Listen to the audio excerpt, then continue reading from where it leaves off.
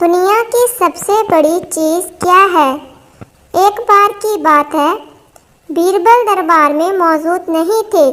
इस बात का फ़ायदा उठाकर कुछ मंत्रीगण बीरबल के खिलाफ महाराज अकबर के कान भरने लगे।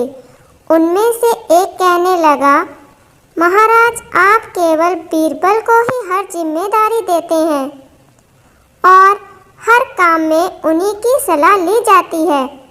इसका मतलब यह है कि आप हमें अयोग्य समझते हैं।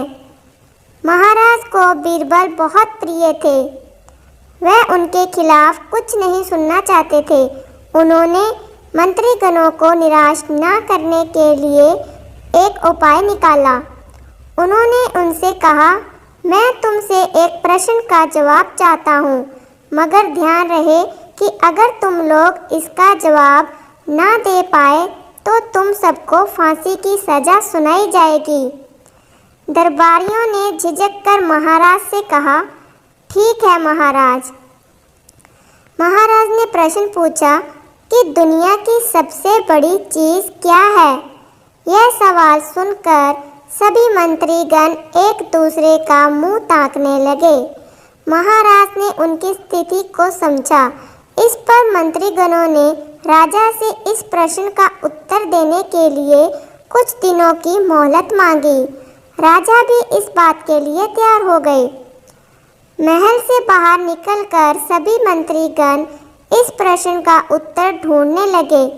पहले ने कहा कि दुनिया की सबसे बड़ी चीज़ भगवान है, तो दूसरा कहने लगा कि दुनिया की सबसे बड़ी चीज़ भूख है। तीसरे ने दोनों के जवाब को नकार दिया और कहा कि भगवान कोई चीज़ नहीं है और भूख को भी बर्दाश्त किया जा सकता है। कई दिन बीत गए। उत्तर न मिलने पर उनकी अपनी जान की फिक्र होने लगी।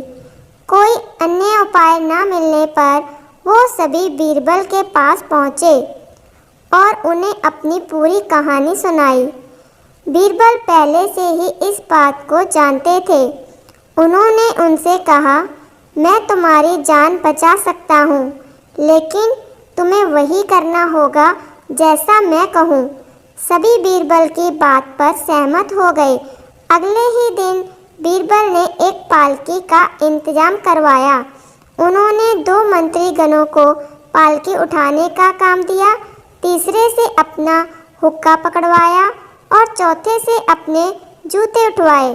वह स्वयं पालकी में बैठ गए। फिर उन सभी को राजा के महल की ओर चलने का इशारा दिया। जब सभी बीरबल को लेकर दरबार में पहुँचे तो महाराज इस मंजर को देखकर हैरान थे।